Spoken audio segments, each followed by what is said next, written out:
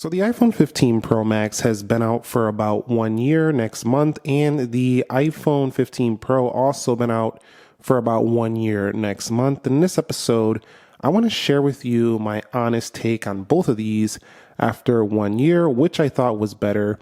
And if you're considering picking one of these up, after the 16s come out at a discounted price, which is going to be the better option.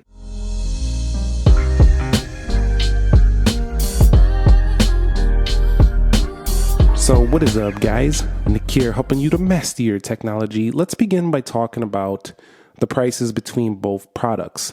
Now, the 15 Pro Max is $11.99 to start, and the 15 Pro is $9.99. So that is a $200 difference for a bigger screen. And has it been worth it? And I say yes, and I'll explain why later in this video.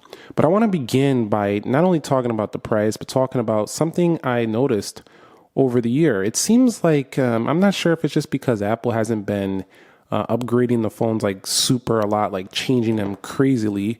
It just kind of feels like, where did the year go? You get what I'm saying? Like, it's like, it was already a year with this phone. What I'm saying is the phone still feels very fresh. Like right now, it doesn't feel like old. It just feels like another year, a new phone is coming. But now more than ever, it just kind of feels like, do we even need a yearly every upgrade every year? What do you guys think about that down below? I'm curious to know, because I remember back in the day, like with the iPhone 6 and 7, you're just kind of waiting to see what's next. But now it's like they're so mature that it's like, what can you do next? That's still interesting to me. Like, what can they do next? But it's kind of like, if you're not going to make major upgrades, do we even need an upgrade? Because they're super mature, super refined at this point. Talking about the design and feel, the decision for Apple to go to titanium, I think, was the right choice. One of my favorite aspects of both these phones over the year was the fact that they don't really show a lot of fingerprints on the sides. They don't really show a lot of scuffs and scratches. I really like that about the titanium. Just a much cleaner edge to the phone. Really love it, actually. The shinier edge is kind of nice for some people, and maybe they're going to bring it back on the 16 models in a titanium polish or something. We'll see what happens. But at the same time, I just really enjoy the titanium. It also made the phones lighter. But if I had to choose one in terms of my year of use on both of these, I would say that I preferred the iPhone 15 Pro.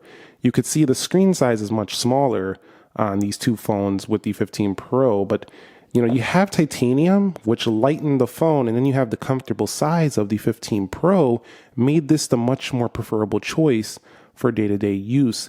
The only difference that I don't like about the 15 Pro is that the camera makes this phone a little more top-heavy than the iPhone 15 Pro Max. It feels like the weight is better dispersed across the body for this phone, whereas because the camera module is kind of heavy here, you could feel all the weight really at the top of the 15 Pro.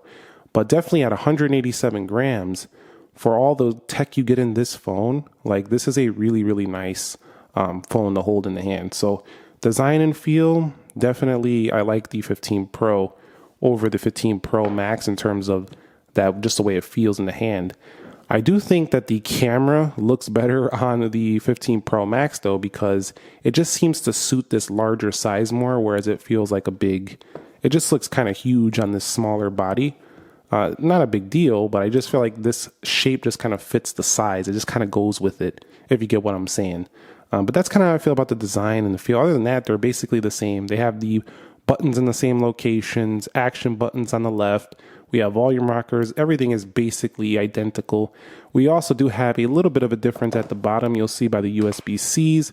There is like an extra hole on the microphone and the speakers on both sides, so you get that extra bump up on the iPhone 15 Pro Max. But other than that, pretty much the same in design and feel. All right, so let me show you why I prefer the display experience over the iPhone 15 Pro on the Pro Max. Besides just the larger screen, it does take advantage of it in a few ways. Like this one right here, you can have a side view in messages, also the message right there. And then over here, if I go in the side view, it just kind of fills the screen like that on the 15 Pro. And it just makes it feel more compact. It doesn't really have that, iPad-like split screen there between you'll see the message over here, and then you'll see your contacts over there. Also, this applies to things like notes as well. So in notes, you'll be able to see your video ideas, like I was doing video ideas on the right, or whatever notes you're taking. They'll appear on the left and you'll see them over here on the right in your notes. Whatever notes you're taking, you'll be able to see them, your folders over here and your notes over here. Now on the iPhone 15 Pro, just like in the messages, you'll see that the message right here is just kind of like the whole screen. So not that it's a bad thing, it's just it feels more like a phone, just feels more basic, whereas the 15 Pro Max has felt more useful with that element right there. This also happens in calendar as well. You have more of a layout to see your calendar events versus on the iPhone 15 Pro, it's just more compacted down. So you definitely have a lot of apps that take advantage, mostly the Apple applications that take advantage of the larger screen on the 15 Pro Max versus the 15 Pro. And then also when watching YouTube videos, you'll see in this example right here, you also get obviously the larger screen. Now both of these are gorgeous OLED panels. So this OLED example here definitely does showcase the stunning displays you get on both. But I could tell you right now, having the Max gives you that more crispy, that larger experience. And I measured it on my light meter. It actually is slightly brighter than the iPhone 15 Pro. It's like 2 nits. It was very tiny. Yeah, I know it's almost nothing, not even really relevant. But still, I wanted to mention that. But which one would you take? I think with Dynamic Island being on the iPhones, I would prefer the Max, just because there's more screen space that we already have. Seeing that we already have a dynamic island, I like the fact that I have more screen space here on the Max. Now the Max isn't for everyone, but I'm just saying that this experience it just seems better in the whole display department. And so wrapping it up in display, you'll see that those are the benefits of the iPhone 15 Pro Max after a year. But honestly speaking, there are benefits that I didn't share too much about with the iPhone 15 Pro, and that is the one-handed experience is much better here. So if you like to scroll with one hand, you like to use one thumb, I mean, this is still going to be a little bit of a stretch for people with small hands, but for those of you who do want to use this device in a way that doesn't require 2 hands all the time, this is definitely the pick, for sure, the more portable beast over here. So there is pros to this phone as well, but in terms of brightness, in terms of the feature set that comes here, we have True Tone on both. We have Night Shift on both.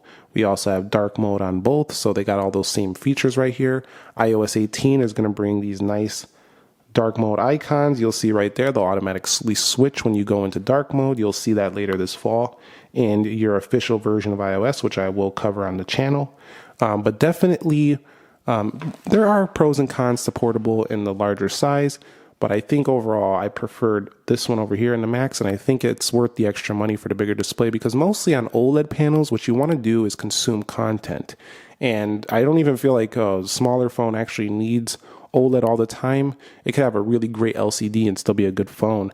I'm not saying go back to LCD. What I'm saying is the OLED seems more useful on a larger panel because I want to consume content. So software is clearly the same experience. We don't have to really go on and on about this, but the iOS 18 is great that both of these are going to get the AI, the Apple Intelligence over here. But I'm still shocked to say that the iPhone Max doesn't have more advantages over the 15 Pro besides those ones I showed you earlier with the display experience. There's no split screen. It does have the advantage of the camera, but that's hardware based, not really software based. And I know that Apple likes to keep everything similar across the line, but I feel like they can separate this a little more, give us some more benefits since we're paying more than the customer buying a 15 Pro with the Pro Max. The top dog phone should get more features because we're paying top dollar. That's just how I feel about this product right here. I just am really shocked there's still no split screen on this phone or any way to really multitask beyond one app at a time. And that's just not super fun to me here in 2024, as almost every other competitor does have some ability to multitask, some split screens, some triple split screens on OnePlus phones, some 3-way split screen on Z Fold. Z Flip can do split screen even though it flips in half. I mean, even some phones with smaller screens can do more than this large panel. It's just weird to me at this point that Apple keeps skipping this out. So I'm just still going to wait. I'm going to just keep waiting until it comes. And then when it does come, I'm going to let you know for sure. But software wise, they both get the same updates very regularly. And using iOS on either is basically, it's just a smaller version here, larger version there. It works, it does the job, you know what it is. Performance-wise, both of these have been blazing fast smartphones, as you would expect. Apple definitely had an issue with thermals on this one, though, and that's one of the big points they're going to address on the iPhone 16 models. Thermals are basically when the phone, what I'm talking about, this thermal management, is when the phone gets too hot. This one definitely toasty in the beginning. This one gets even more toasty. So for this reason alone, I prefer to use my 15 Pro Max, because when you have less physical area, the phone actually is not able to disperse the heat as much, at least in this is what I've noticed with this model. I mean, if they do some technology tricks to let it do better on the next versions, that'll be fine. But for these year models, this one kind of kept the heat over here. This one, it could kind of spread around a little more. It's like it's because it's a smaller phone. I don't know. I felt it in more areas on this phone. Both equally got uncomfortably warm, but definitely, I would say performance-wise, the iPhone 15 Pro Max was slightly better. Not a ton. And both of these, because Apple had to tone it down a bit to lower the heat, can throttle during gaming. So they won't sustain their top GPU performance under the full entire game. Maybe it'll be fixed with the game mode. We'll see. But I do think the thermal benefits are going to really be a selling point of the iPhone 16 model, 16 Pro, Pro Max. Those things will probably smoke these in terms of thermal management for sure. But both of these had great performance. They run basically all your everyday stuff with no problem. If you're a gamer, you might notice a little bit of throttling here and there, but probably not due to the great optimizations of a lot of their applications for iPhone. All right, so we're going to talk about the camera. I'll use the Max to showcase this example. The 15 Pro also has the same setup here. One difference, the 5x zoom, was a big upgrade for the iPhone. Also going to 25x digital. While you can see it can get quite grainy, quite noisy at that level. That's because we're really close indoors. It's pretty useful outdoors, actually. There are other brands out there that do have more zoom, but for iPhone, this has been a really good upgrade for most people. Also, you have great video options, including up to 4K 60, no 8K, but that's not really necessary. Nobody really shoots in 8K, I feel like. Cinematic mode, slow-mo, and then we do have portrait over here, panoramic over here. It's your simple iPhone setup. Still, even with iOS 18, there's not a ton of settings here within the camera itself. You still have to go to settings to tweak everything, but it's a really nice setup. So I'm going to show you some samples here that I took the other day. I was chilling by the lakefront. You'll see definitely really good dynamic range, really good overall color reproduction. I do notice it tends to like darken things a little bit sometimes. Like it's like the HDR effect. I'm not a fan of this. Also, there's like an over sharpening effect that I noticed. It just kind of sharpens things up a little bit too much, I feel like. Doesn't really make it look super natural, especially on the selfies. It will over sharpen your face. And honestly, it makes you, like if you have a wrinkle or you have a pimple or something, it literally makes it look worse than it does in real life. Not a fan of that. But definitely, it definitely has that effect. But if you like a really sharp photo, you'll love the iPhone 15 Pro series. You'll see I was sitting over here. I zoomed in to give you an example to zoom. You can get in on this sailboat right here. Of course, not far enough zoom to really make out the folks on board. Not that I was trying to, but definitely showcases that zoom could get a little bit longer. And you'll see, I was actually seeing the Chicago Air and Water Show right here. You'll see it caught some video. You can see the video ability is really great on this phone as well, for sure. And then you can see right there, another boat, different type of boat. The boats were all out today. It's perfect day to get some samples. And you could see how it kind of darkened here, definitely. And then I caught this shot right here. So things like this, like I was trying to catch these planes. This is where the 15 Pro Max will shine over the iPhone 15 Pro because it has that longer zoom. And I was really happy I was using this one at this moment because you need that more. But see right here, you see how this image kind of got a little bit grainy? If Apple could go 10 times zoom optical, this might have been even sharper. So they can still improve if they want. So you can see here some video, and the video quality is pretty excellent as well. You can see that's one of the best things about iPhone. The video is just insane. It's like having a pro video camcorder in your pocket everywhere you go. You can see they were doing some flips right here.